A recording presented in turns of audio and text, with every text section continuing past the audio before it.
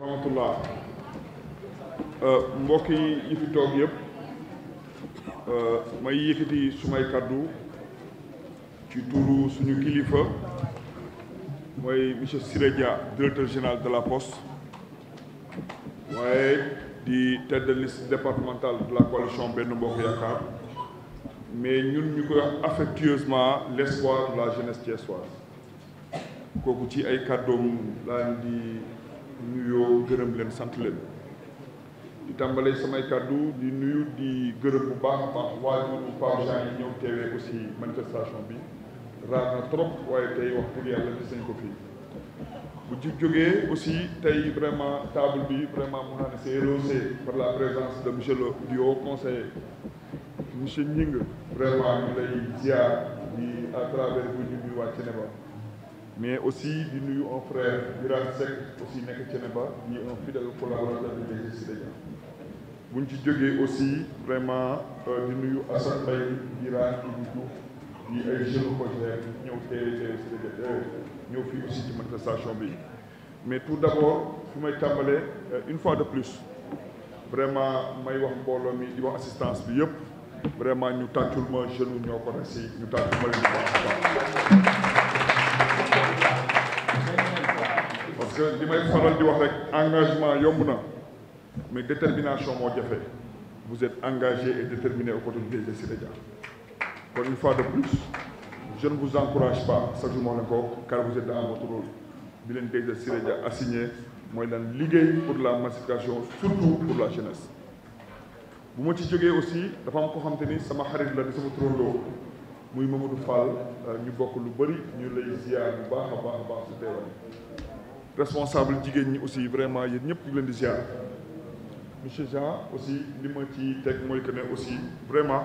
c'est un honneur et un plaisir parce que DG Siré Dia dafa am loo xam ne dafa yàgg a wax dafa yàgg a wax ne il tend la main à tous les Thiessois mais particulièrement à la jeunesse de Thiès et aux femmes de Thiès parce que quand on parle d'une population quand on parle d'un électorat c'est essentiellement composé de jeunes et de femmes quand vous bâtir un pays mënoo reposer wu sur la jeunesse ak jigéen ñi mais boo bëggee aussi dans une ville de conquérir une ville sur le plan politique il faut impérativement des responsables jeunes mais ak ay responsables femmes te tey li ma njëkk a constaté ba mu fi ñëwee aussi c'est un responsable c'est un jeune cadre aussi mais di responsable parce que fi mu jógee aussi ay ndombo tànk la fa yor parce que ku doon plénipotentiaire u parti ci élection législative kooku yor na fa ndombo tànk kon loolu ñun aussi vraiment damay remercier di féliciter waa ñoo ko res ñi nga xam ñoo def démarche yi ba tey un ami un frère Pape Jean Gningue aussi jógee ACT buy parti Abdou Mbaye ñëw rallier ci DG Siré Dia kon monsieur Pape ñu ngi lay dalal ak jàmm ci biir APR ak biir coalition Benno Bokk Yaakaar pour lan continuer liggéey bi DG Siré Dia sumb ci fan fu ñu jëm mooy élection présidentielle yi parce que tantôt wax nga ko DG Siré Dia dafa yàgg wax ne objectif principal c'est la réélection du président Macky Sall dès le premier tour mais dafa am lu mu ci faral di teg mais avec la manière c'est 75 virgule jëm kaw te it nag wax dëgg yàlla Thiès ku seetlu massification bi nga xam ne DG Siré Dia mu ngi koy def à travers cette ville mais ku seetlu liggéey bi nga xam ne DG Siré Dia mu ngi koy def au niveau du département de Thiès monsieur le haut conseil témoigné ko léegi mais nga ñu xool aussi DG Siré Dia au niveau national liggéey bi muy def ak ci diaspora bi pour lan permettre au président Macky Sall mu am deuxième mandat et dès le premier tour avec la manière kon yéen tey aussi ngeen jël seen responsabilité toog xalaat analyser xool ne tey bu dee da ngeen di dugg APR muy parti président Macky Sall buntu bi ngeen gis à Thiès Assane wax na ko sànq mooy ki nga xam te ne mooy monsieur Siré Dia mooy ki nga xam te ni keroog lors de la réunion de Benno Bokk Yaakaar nit wax na ko Siré Dia de ñëpp dañu lay seedal kenn du ne Siré Dia yaa fi waxoon kooku di kilifa ndax kilifa dañuy wax ne kaddu la kaddu mooy kilifa mooy quand je dis que je vais il le fait loolu mooy lu njëkk. Deuxièmement aussi man je vous le dis DG Siré Dia surtout la jeunesse jàppale leen ko ci politique bi muy def parce que Thiès ñi gën a gagné ci politique bi c'est la jeunesse à travers le DG Siré Dia ñi gën a gagné ci politique bi jigéen ñi la à travers le DG Siré Dia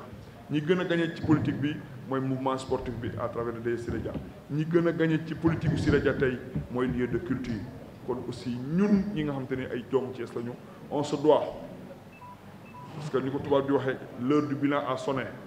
parce que nag mandat 7 ans yi daanaka mot na ku nekk Thiès ak Sénégal da nga yoroon ndombu tànk le président Macky Sall day def bilan mais au niveau du département de Thiès DG Siré Dia ak ñi mu àndal dañu war a def seen bilan fort de ce bilan nag la ñu war a taxawoo jàkkaarloog Thiès waay ne leen kat nañ jàppale président Macky Sall pour mu am 2e mandat te loolu li ma ciy wax aussi damay wax leen fa ñu jëm DG Siré Dia dafa am yaqin ne président Macky Sall day am 2e mandat dès le premier tour mais dafa am yaqin ne commune Thiès incha allah rabi dañ koy gagné da koy gagné da koy gagné da koy gagné. parce que bu dee bilan la amul benn responsable politique ak respect bi ma jox ñëpp amul un homme politique dans cette ville bu def bilan bu DG Siré Dia def ci 7 ans yi mais sur le plan politique aussi je pèse bien mes mots avec le respect que je dois à tout un chacun sur le plan politique centre de vote bu ñu gagné à Thiès Siré Dia bu ko neex mu teg ci loxoom te kenn du ko ñemee wax dindil parce que moo liggéey ci koñ yooyu la tax ñu gagné centre yi wala la tax élection yi jëm ñu jàpp ne am nañu yaakaar ne danañu gagné centre vote yooyu leneen li ma ciy teg ku xool Thiès amul chaque jour chaque semaine chaque mois d'année en année du PDS du Rewmi te ACT ay doomu Thiès fu nekk di fay jóge yore fa ay ndombo tànk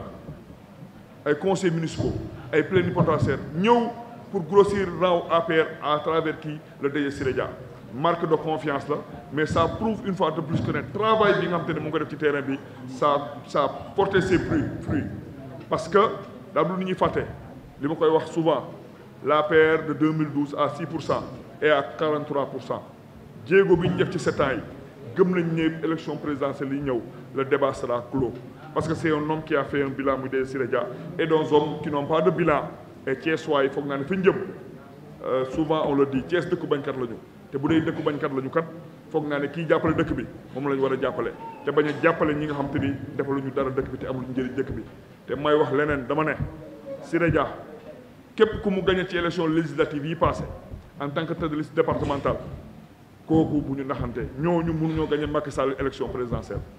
kon li ñuy wax waa Thiès mooy à travers le DG Siré Dia pour que ñu voter pour le président Macky Sall qu'il ait un 2e mandat dès le premier tour et DG Siré Dia va continuer à incanter l'émergence de cette ville pour le président Macky Sall. Pape Jean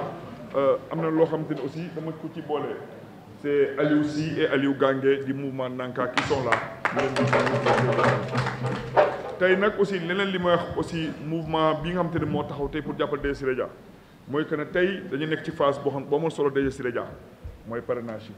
et Pape Jean aussi loolu yow ak mbooloo bi nga àndal yëpp dañ leen di invité aussi ngeen assister ngeen jàppale ngeen taxaw DG Siré Dia ci parrainage bi muy def parce que aussi yéene mooy que le président Macky Sall atteindre objectif yi nga xamante ne bii atteindre objectif bi nga xamante ne moom la fixé wu mooy maanaam ëpp am lu ëpp 2 millions de signatures et le DG Siré Dia comme il l'a toujours fait ne va pas rester en reste parce que tey ku xam Siré Dia doo wax commune Thiès doo wax Thiès Est doo wax Thiès Nord doo wax Thiès Ouest doo wax Thiénaba doo wax Noto doo wax Tassette ku wax Siré Dia tey da ngay wax ne c'est un leader de dimension nationale parce que les gens parrainent à Ziguinchor les gens parrainent à Saint-Louis les gens parrainent à Matam à Ranérou à Ourossogui fépp ci Sénégal ñu ngi parrainé pour DG Siré Dia pour le président Macky Sall loolu di firndeel une fois dimension nationale mais di firndeel aussi yéene ji ngi ba am ci parrainage yi buñ ci jógee tantôt énuméré nga ko Pape Jean il faut continuer la massification parce que Siré Dia aussi léppam il a toujours dit c'est de massifier politique massifier la dem ci nit ñi la waxtaan ak ñoom pour les convaincre ensuite quand on massifie impérativement il faut consolider boo consolider mooy li nga liggéey nga mun koo téye buñ ci jógee aussi mooy lan continuer extension bi liggéey bi commune bi Pape Jean département bi continuer yaatal boo ci jógee aussi dafa am leen lu am solo mooy retrait des cartes d'identité nationales mooy yu carte d'identité yi njëkk yi nga xam te ni vraiment mu ngi fii nekk si sous préfecture bi nekk tout près ak carte nationale yu bees yi nga mu ngi waaj a génn Pape Jean aussi DG Siré Dia loolu mu ngi koy assigner seen mouvement bi parce que gëm na ne politique moom li mu ci gëm terrain la vous êtes jeune et vous avez été sur le terrain vous avez toujours été loolu aussi mu leen ci demander ngeen persévérer ci parce que moom ambition du lenn lu dul fal président Macky Sall dès le premier tour je vous remercie